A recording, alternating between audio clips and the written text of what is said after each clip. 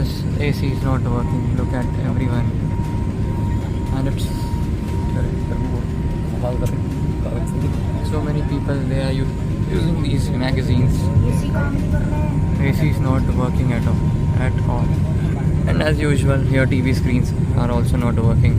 Hello दोस्तों, अस्सलाम वालेकुम। कैसे हैं आप सब लोग? उम्मीद करती हूँ आप सब अच्छे ही होंगे, खैरियत से होंगे। दोस्तों, कोई सा भी हादसा हो, कोई ऐसे ही पेश नहीं आता। उसके पीछे कोई ना कोई वजह होती है जिसकी वजह से इतने बड़े बड़े हादसे जो हैं पेश आते हैं। अहमदाबाद में जो प्लेन क्रैश हादसा हुआ है, वो कोई मामूली हादसा नहीं था। 200 से भी ऊपर मासूम लोगों ने अपनी जान गंवाई इस प्लेन क्रैश में। क्योंकि इंसान का जिंदा जलना कोई मामूली बात नहीं है, बहुत दर्दनाक मौत होती जिसमें कि बच्चे भी शामिल थे। तो आज की वीडियो में हम कामयाब पत्रकार प्रज्ञा जी से ये बात पूरी जानने वाले हैं कि इतने बड़े प्लेन क्रैश हादसे की वजह क्या थी। रात में अहमदाबाद के सरदार वल्लभ भाई पटेल एयरपोर्ट से दोपहर 1:38 पर एक प्लेन 3000 मीटर वाले इस रनवे पर दौड़ लगाता है और हवा में उड़ जाता है। और 1:40 पर ठीक 2 मिनट के बाद जैसे ही वो हवा में 625 फीट की ऊंचाई पर पहुंचता है, वो वापस जमीन की तरफ आने लग जाता है और एयरपोर्ट की बाउंड्री के बाहर एक रिहायशी इलाके की इमारतों पर गिर जाता है। तेज आग का गुबार उठता है। उसके बाद इलाके को काला धुआं घेर लेता है। ये प्लेन एयर इंडिया का था दोस्तों। इस प्लेन में 242 लोग सवार थे। ये सब अहमदाबाद से लंदन जा रहे थे। एयर इंडिया का ये प्लेन खच्चाड़ा था और ये कितना कूड़ा था, इसके बारे में आज ही एक पैसेंजर आकाश वत्स ने बताया है। आकाश वत्स ने इसी प्लेन से दिल्ली से अहमदाबाद की यात्रा की थी। अहमदाबाद से ही ये प्लेन लंदन के लिए उड़ा था। तो उन्होंने इस प्लेन को लेकर क्या कुछ कहा और क्या कुछ सवाल उठाए, सुनना बेहद जरूरी है। सुनिए। This AC is not working. Look at everyone, and it's so many people. They are using these magazines. AC is not working at all. And as usual, your TV screens are also not working. Neither this button for calling the cabin crew. Nothing is working. दोस्तों, plane crash होने से ठीक पहले की ये plane के भीतर की तस्वीर है। देखिए दोस्तों, जिस प्लेन का एसी तक काम नहीं कर रहा था, जिस प्लेन की लाइट पैसेंजर की जलाने से जल ही नहीं रही थी, वो प्लेन कितना खटारा होगा, इसका अंदाजा तो आप लगा सकते हैं। जिस प्लेन के एसी का रखरखाव तक नहीं था, उस प्लेन के इंजन का कितना ध्यान रखा जाता होगा, ये सोचने वाली बात है। ये तस्वीर देखिए। इस तस्वीर में दिखाई दे रहा है एक परिवार जो कि राजस्थान के बांसवाड़ा का है। सबकी विमान हादसे में मौत हो गई।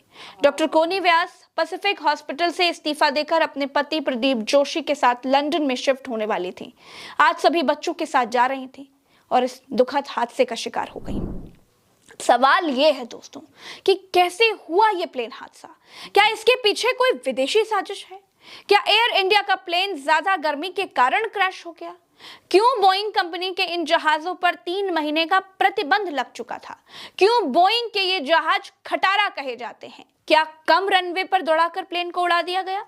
क्या ज्यादा माइलेज के चक्कर में 242 लोगों की जान चली गई? क्या एयरपोर्ट के बगल में मौजूद साबरमती नदी में प्लेन को गिराकर यात्रियों की जान बचाई जा सकती थी? एक एक बात बताऊंगी दोस्तों, सारी कहानी आपको समझाऊंगी। नमस्कार, मेरा नाम प्रज्ञा मिश्रा है और आप देख रहे हैं प्रज्ञा का पन्ना। दोस्तों, एयर इंडिया का जो प्लेन क्रैश हुआ वो बोइंग कंपनी का था। बोइंग अमेरिकी कंपनी है। इस प्लेन क्रैश में गुजरात के पूर्व मुख्यमंत्री विजय रूपाणी भी नहीं रहे, वो भी इस हादसे में मारे गए। कोई जिंदा बचा है? फिलहाल मेरे वीडियो करने तक तो ऐसी कोई खबर नहीं आई।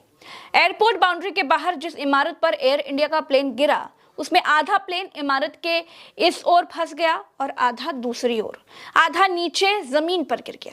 प्लेन के टायर इमारत में फंसे रह गए, कुछ टायर जमीन पर बिखरे हुए मिले। प्लेन कई जगहों से टूट गया और टूट जाना, हर जगह से बाजे की तरह बजना बोइंग 787 ड्रीम लाइन की विशेष आदत है। माइलेज पूरा, लेकिन सिक्योरिटी 2 कौड़ी की भी नहीं। ये मैं नहीं कह रही हूं, आगे बताऊंगी क्यों कह रही हूं। लेकिन जिस इमारत पर यह प्लेन गिरा दोस्तों, वो डॉक्टरों का अतुल्यम हॉस्पिटल था। 60 इंटर्न डॉक्टर इसमें थे। 6 डॉक्टर्स के मारे जाने की खबर आ चुकी है। सब इस मेज पर बैठकर खाना खा रहे थे। दोस्तों, हादसे के बाद हॉस्पिटल्स में खून कम पड़ गया। ब्लड डोनेशन के लिए अपीलें करनी पड़ गई। स्ट्रेचर्स और एम्बुलेंस कम पड़ गए। इलाका सीरिया, इराक जैसा लगने लगा था। बिल्डिंग्स काली काली दिखाई देने लग गई, जमीन पर खड़ी कारें जलने लगी थी। लेकिन अब भी दोस्तों सवाल वही है कि आखिर क्या इस हादसे को टाला जा सकता था? क्या 242 लोगों की जान बचाई जा सकती थी?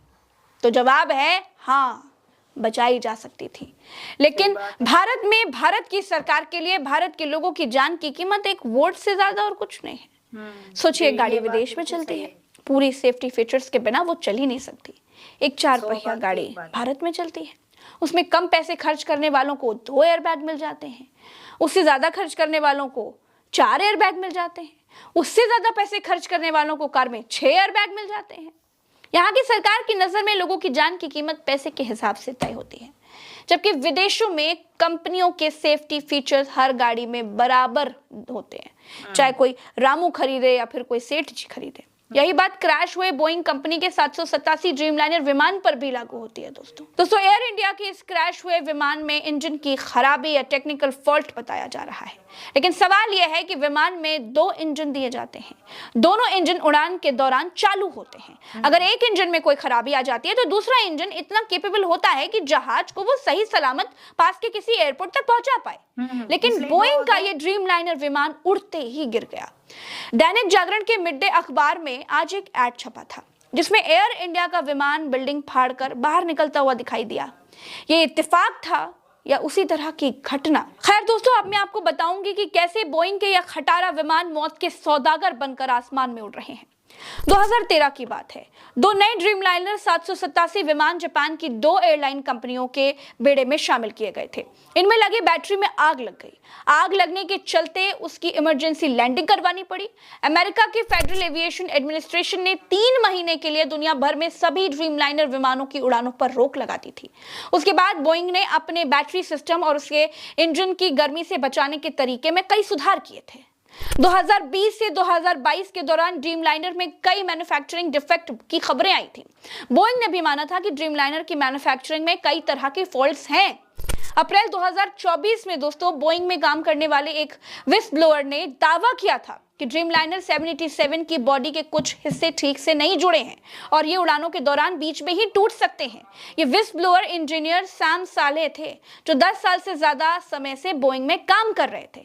बोइंग में लंबे समय तक काम कर चुके जॉन बर्नेट ने 2024 में ड्रीमलाइनर 787 की सेफ्टी को लेकर के कई सवाल उठाए थे।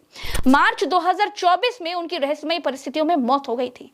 घर के पास ही एक पार्किंग एरिया में उनकी लाश मिली थी। दोस्तों बोइंग 787 में इलेक्ट्रिकल सिस्टम का फेल्योर, विंडशील्ड में दरार, फ्यूल लीकेज और सॉफ्टवेयर में कई गड़बड़ियां होती रही हैं। 2024 में जापान में 787 की टेक्निकल कमियों की वजह से एक हादसा हुआ जब ANA एयरलाइंस के 787 में हाइड्रोलिक ऑयल लीक हुआ, जिसके बाद विमान को रनवे पर ही रोकना पड़ गया था। इस प्लेन क्रैश के कई कारण बताए जा रहे हैं।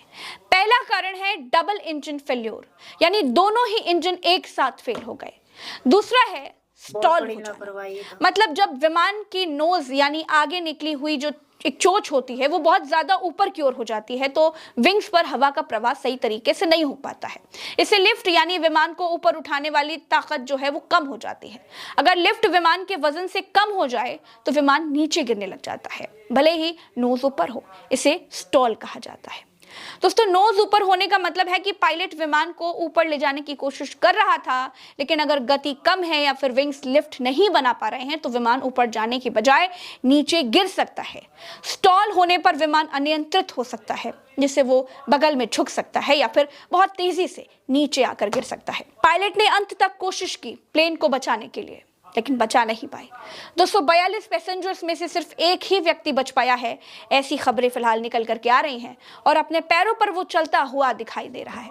कहते हैं जाके रखो साइयां, मार सके न कोई। सरकार को एविएशन के नियम कड़े करने चाहिए। खटारा प्लेन क्यों चल रहे हैं, इसकी गहन जांच करनी चाहिए।